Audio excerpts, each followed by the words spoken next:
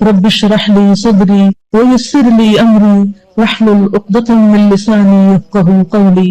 شفا تین چیزوں میں ہے، حجامہ کرنے والے کے کٹ میں، شہد پینے میں، آگ سے داغ لگانے میں، اور میں اپنی امت کو آگ سے داغ لگانے سے منع کرتا ہوں۔ اس کا مطلب یہ ہے ان چیزوں کے اندر فائدہ ہی فائدہ ہے، اس کا یہ مطلب نہیں کہ اس کے علاوہ کسی چیز میں شفا نہیں۔ اس کا مطلب یہ ہے کہ یہ چیزیں ٹاپ پر ہیں، سب سے زیادہ فائدہ دیتی ہیں۔ اگر یہ تینوں چیزیں موافق آ جائیں تو ان میں لازمی شفا ہوتی ہے۔ اگر یہ بیماری کے موافق نہ ہو تو ان سے فائدہ نہیں ہوتا۔ اس کی مثال تیر اندازی کی طرح، جیسے اگر آپ تیر مارے اور وہ نشانے پہ لگ جائے تو کیا ہوتا ہے؟ آپ کا شکار ہو گیا، اور اگر نشانے پہ نہیں لگا تو تیر ضائع ہو گیا اور شکار ہاتھ نہیں آیا۔ تو اسی طرح اگر انسان ڈاکٹر جو ہے اس کی تشخیص صحیح ہو گئی، دوائی ٹھیک ڈوز میں اس نے دے دی، کیونکہ اس میں صرف یہ نہیں ہوتا نا کہ آپ نے شہد پینا ہے تو آپ ایک بوتل لے کے شہد پینا شروع کر دیں۔ کتنا پینا ہے، کس وقت پینا ہے، اور کب تک پینا ہے، یہ ساری چیزیں کون بتاتا ہے؟ جو طبیب ہوتا ہے وہ بتاتا ہے، ڈاکٹر بتاتا ہے۔ تو اس کے مطابق اگر اس کا سارا جو اس نے پروسیس بتایا کہ اتنا پینا ہے، پانی میں پینا ہے، دودھ میں پینا ہے، خالی چاٹنا ہے، صبح پینا ہے، رات کو پینا ہے، زخم پہ لگانا ہے، کیا کرنا ہے کیا نہیں، یہ ساری چیزیں جاننے کی بھی ضرورت ہوتی ہے۔ پھر اسی طرح کبھی دوائی بالکل مناسب ہوتی ہے لیکن کچھ اور قوتیں ایسی ہوتی ہیں کہ جو دوائی کو اثر نہیں کرنے دیتی، ایسی صورت میں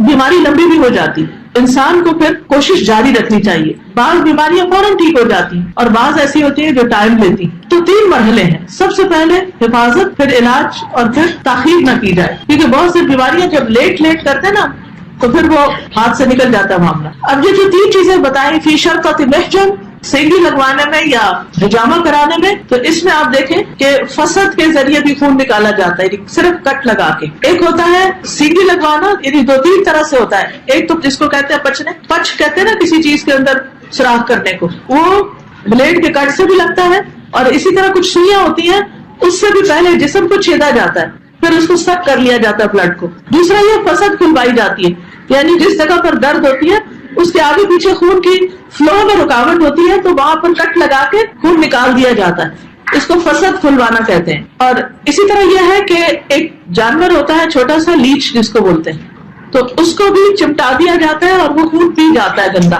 یعنی یہ خون نکلوانا دو تین طریقوں سے ہوتا ہے۔ تو یاد رکھیے، ماہر لوگوں سے پچنے لگوائیں، ماہر لوگوں سے۔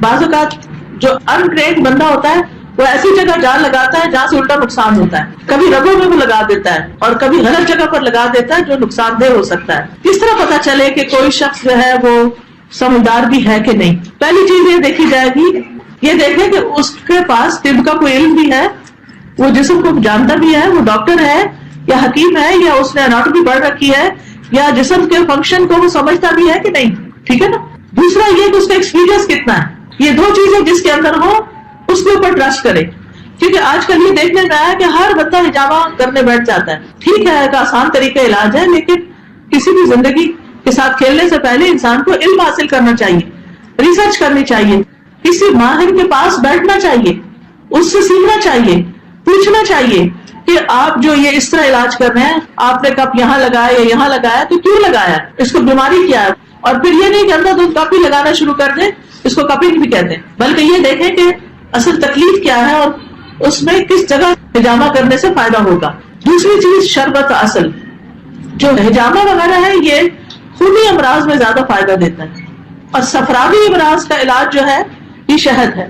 یعنی انسان کے جسم کے اندر ایسے زہریلے مادے ٹاکسنس پیدا ہو جاتے ہیں کہ جن کو نکالنا ضروری ہوتا ہے، تو شہد صفراوی مادے جو پیلے پیلے مادے ہوتے ہیں نا، آپ نے کبھی دیکھا ہوگا الٹی پیلی پیلی آ جاتی ہے یا اور اس طرح، تو ان کے لیے کہتے ہیں کہ شہد زیادہ بہتر ہے۔ اور کلیت نارن جو ہے، اگر کسی طریقے سے فضول مادہ خارج نہیں ہو رہا تو آگ لگا کے اس کو جلا دیا جاتا ہے، لیکن نبی صلی اللہ علیہ وسلم نے اس سے منع کیا کیونکہ اس میں بہت تکلیف بھی ہوتی ہے، مگر یہ آخری حربہ ہوتا ہے۔ اگر کسی بھی طریقے سے علاج نہ ہو رہا تو اس کو آزمایا جا سکتا ہے۔ پھر اسی طرح جب بھی بیماری آئے یکایک بہت دوائیاں نہیں کھانا شروع کر دیں، گریجولی تھوڑی سی بیماری آئی ہلکے پھلکے انداز سے علاج شروع کریں، پہلے غذا سے اپنے آپ کو ٹھیک کرنے کی کوشش کریں، اپنی فوڈ چینج کریں، پھر دوائی لیں، پھر پچنے لگوائیں، پھر رگ کاٹنے کا ہو تو وہ، اور آخر میں داغ دینا۔